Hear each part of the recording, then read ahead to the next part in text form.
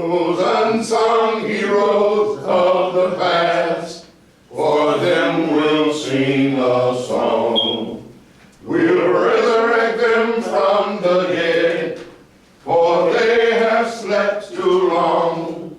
To Allah your soul you give, though you may die, yet shall you live, by the name of Amun-Ra.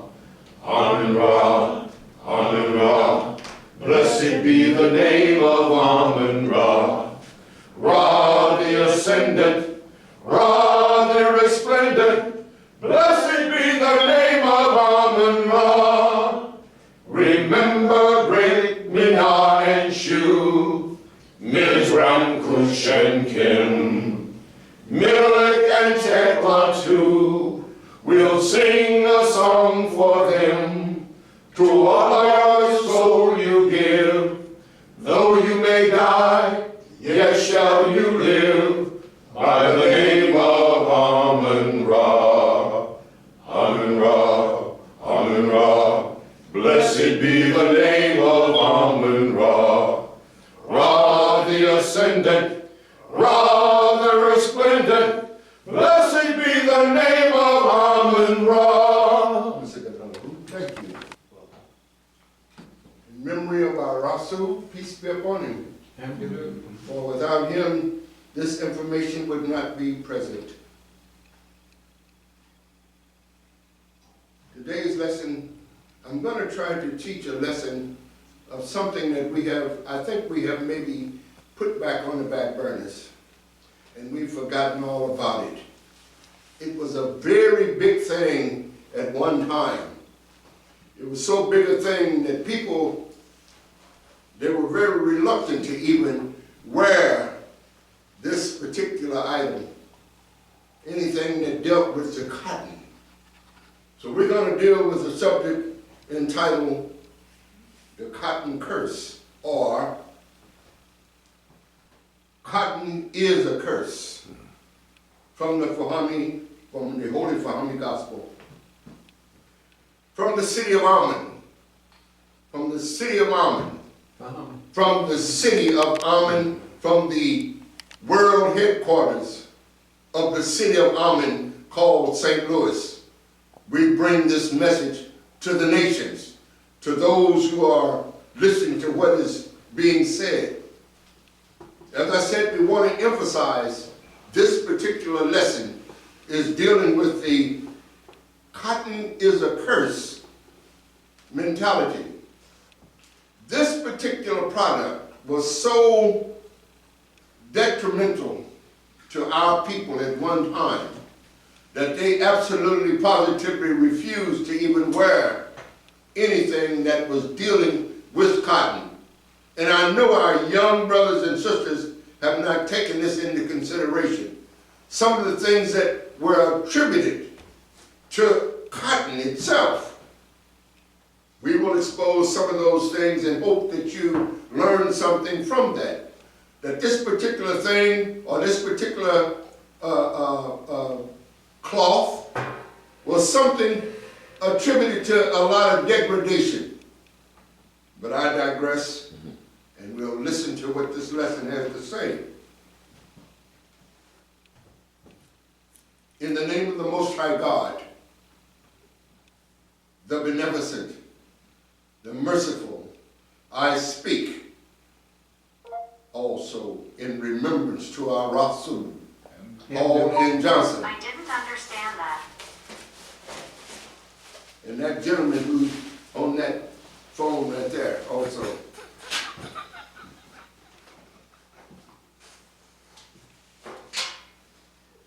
The subject, the Negroes of Dixie.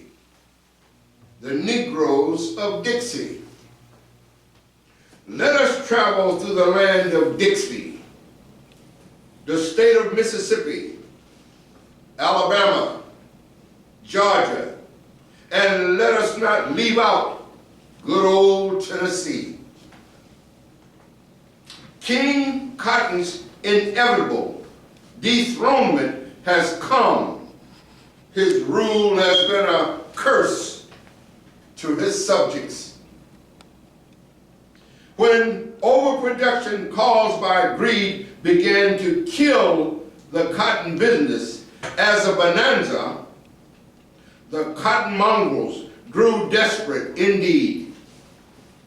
Many a cotton grower became a Pharaoh, a Nero, and a Genghis Khan in one, and the cotton slaves rebelled or fled into less rigorous lands, for there has been a banful existence. For theirs had been a banful existence. That is, the Negroes fled to the large cities, such as the city of St. Louis, that we call the city of Ammon, the city of Chicago, the city of Detroit, and into New York City, and etc. Now cotton is hated and is a king without a throne. Another cause of King Cotton's dethronement and demise is in the rank hypocrisy of most of his cohorts. Talking about King Cotton. Among the wealthy cotton growers and sellers, among the poor cotton raisers and sellers, are many who positively will not wear cotton fabrics. In the Eastern world, they crave fine linens and silks. In the Western world, they crave fine worsted and silk. And nobody wants to wear cotton, but too many wants to sell cotton. Obviously, a much wider use of the cotton fabric must be found. A gentleman called Alfalfa, Bill Murray, who was governor of Oklahoma at that time, started a crusade in behalf of cotton, but the drive got nowhere, for many people abhorred cotton, and with some justifications. A bale of cotton of Egyptian or American production is, to put it scantily, a bale of horrors. For bound up in that bale are all the horrors of a blistering sun, stings and bites of insects, frayed nerves and muscles, abortions from overwork, misery, filth, hunger, sweat, and superstition, and downright degrading in general. In Egypt, the cotton slaves were called Philahans, and in America, they are called niggers and crackers. No other herb, with the possibility exception of the poppy, from which opium is made, has brought so much woe to any people as cotton has brought to its growers. Sugarcane, of course, runs cotton a close second, with tobacco and turpentine bringing up the rear. If there are four things so-called Negroes and poor whites should hate, those four things are cotton, tobacco, sugarcane, and turpentine, in retaliation for the woes these things have caused them. They are symbols of their torture.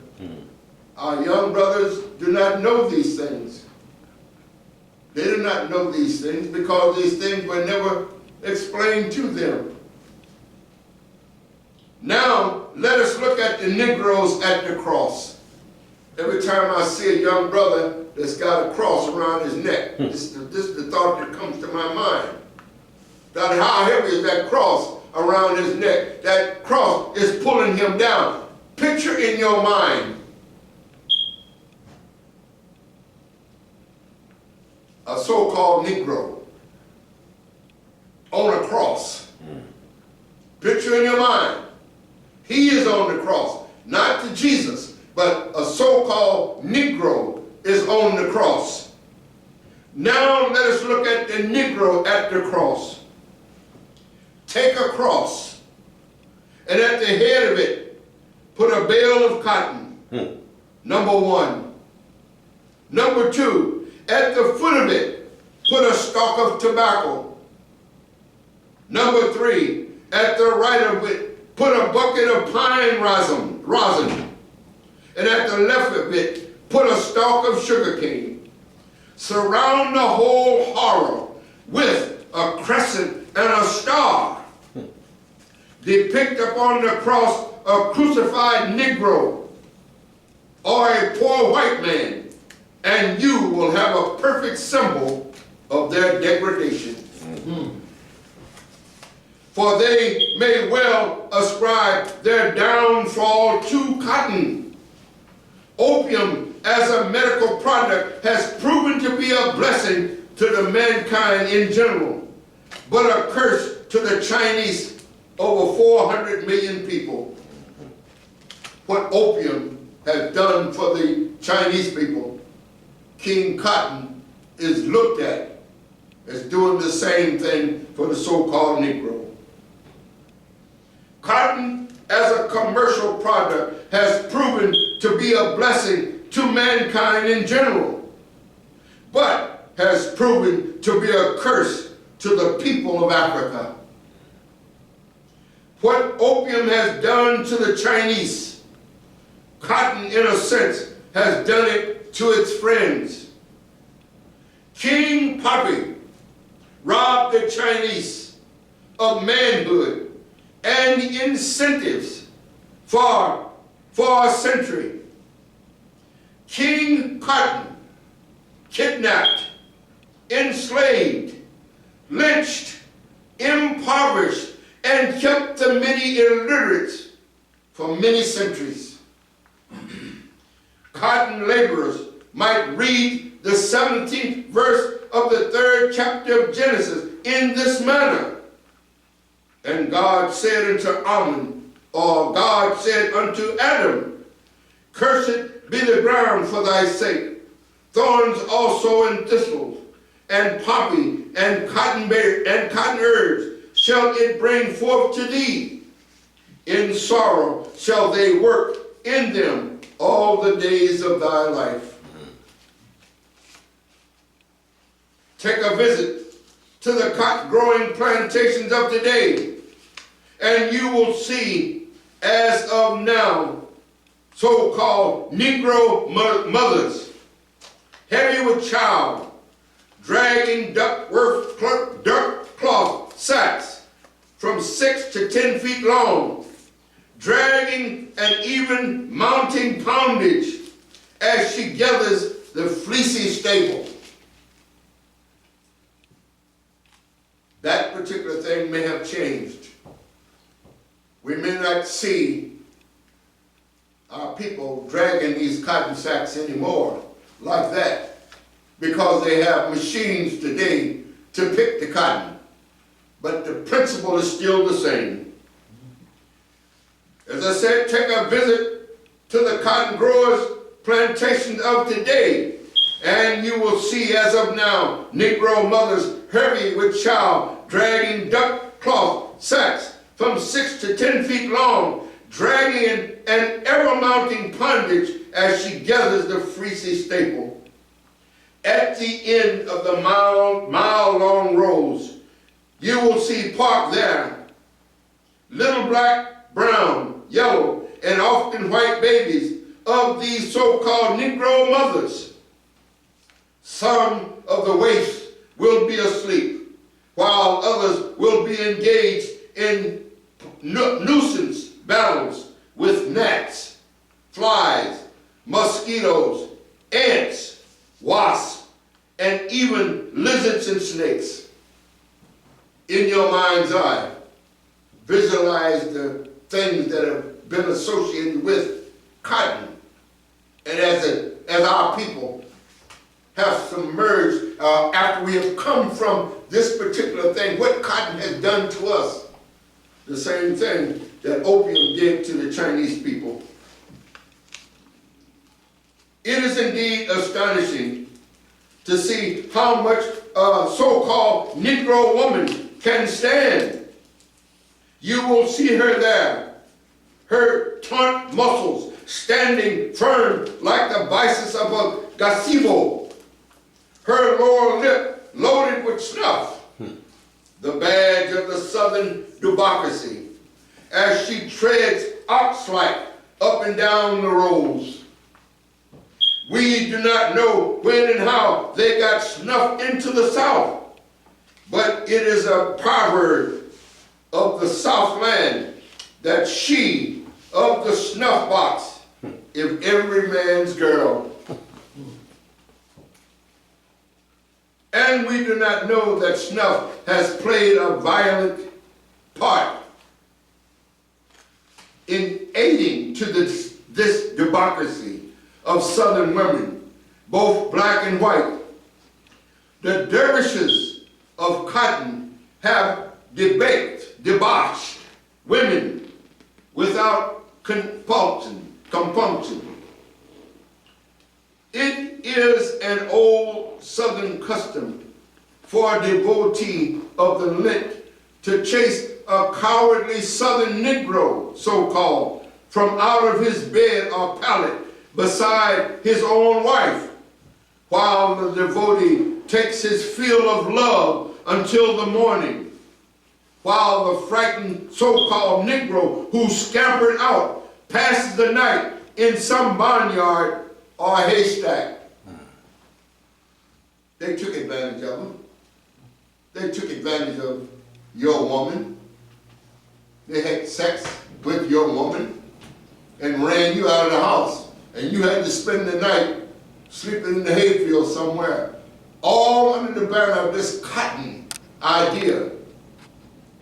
We now come to the point of miseducating our people of America as to how to return to what is rightful his, to standing up as a people. Had the free men and women been taught to emulate their own celebrities, the whites would not now have such a hard time trying to shake off this persona non grata, whom he has mistrained all too well. The white man, so-called, has made himself the honey, and the so-called Negro the bee, and now he is reaping what he sowed. We see these brothers going up and down the street with their pants sagging. They're not the only ones sagging, because we have some in three-piece suits or just as out in left field, because they don't have the that they need also. They think that they're smart. In his mad anxiety to impress his vaunt superiority over the so-called Negro, the white man has acted with far too much zeal. Were this not so, then there would have been fewer cries of rape by Southern ladies, and colored women would not be so crazy for this so-called white man. In effect, the white say to the black, "Follow me and stay in your place." All this at the same time. How can this possibly be? Follow me, stay in your own place. He made himself the honey, and you are the bee, symbolically, trying to get some of this honey from him. He did this Everything that is being done to our people is done because this man did it to you. He did it because he was your oppressor. Obviously, this cannot be done. Follow me and stay in your place. The whites, so-called, will probably have to practice amalgamation openly, or help the so-called Negro along the path of Negro culture. The latter would seem the most human thing to do. Since you have created this problem, you should help to try to rectify what this problem has done. You should support this movement in trying to bring these brothers and these sisters back into the fold of what they are. Because it is through this program that justice will be found. The Negro, baited along as he is now being done, can only continue to be a source of constant irritation to the white man and also to himself. We're like a dog biting his tail, running around and around in circles. We have no idea where we're going. We have no idea of our beginning, nor do we have an idea of our beginning, our end. Several times have Negroes tried to do their own thinking, only to be circumvented by egotistic so-called whites, as certain so-called Negroes, bishops, and professors testify. These people, same people, will get up in front of you and tell you that they represent you and your people, or they represent a God telling them this is what God wants us to do, when in reality, they're just people that are misunderstood. Oh, that's not the word that I'm looking for. Big liars. They're just big liars. Civilized greed has robbed the black man of industrial incentives. And now he is told to help himself. Well, what do you people want? That's what is being said. What do you people want? We give you what you want. We get you millionaires. You got millionaires, people over here making all kinds of money.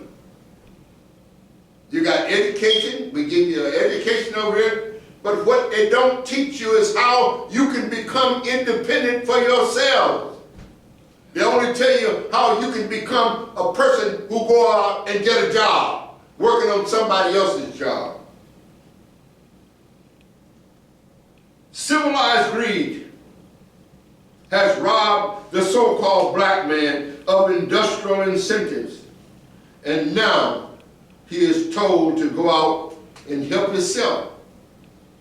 How? How can he possibly help himself when you haven't taught him? You taught him nothing. How to go out and get a job, but you haven't taught him how to create jobs. Civilized religion has him nailed to the cross of superstition.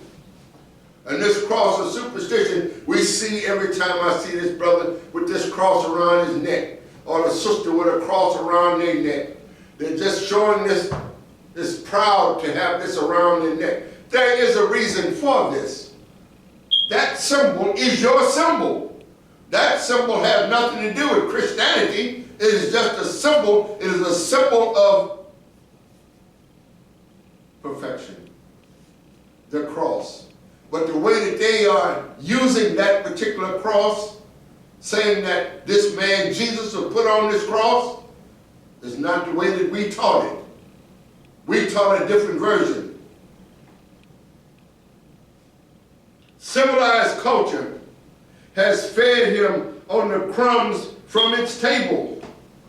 And now 'tis wondered why he cannot think. Civilized amusement has increased the fickleness in him, and now his vanity is wondered at. Civilized fashion mongers put him on parade, and then withdrew to laugh it off. In other words, they told him to go out and put on these outfits. Put on these platform shoes and the big fine and big hat and the big old ties and what have you. Like the man who plays on Tyler Perry's show, Mr. Brown. See, want him to look like a clown. Want him to look like a buffoon. Then they stand back and laugh at it, see? What else does he know but what you taught him? Let's put the blame on who is responsible for all of this stuff. Civilized amusement, I repeat again, has increased the fickleness in him, and now his vanity is wondered at. Civilized fashion mongers put him on parade and then withdrew to laugh it off. Perplexity aplenty for these dusky sons of Ham. I brought this lesson to light because I know that a lot of our good brothers and sisters have forgotten all about this lesson. It never occurred to you what that cotton that you're wearing and the history that goes along with that cotton. It took someone who was there, who was in the cotton fields, who picked cotton, to really understand exactly what was going on with this. My relatives picked cotton. And in my youth, I even picked some cotton also. And some of the things I just imagined that the children born from the mothers who carried these children in their womb, in their stomachs, who had to go out and work every day, no matter what. And the gnats and the flies and all these things on the children sitting out there in the field while the mother out there picking cotton. These are the things that I visualize in my mind's eye when I think about the cotton, when I think about what cotton has done to us as a people. This is why I'm saying to you, young people, cotton has been a curse as far as we are concerned. Yeah. Let us move on now from that, because we now have understanding, and understanding is above all.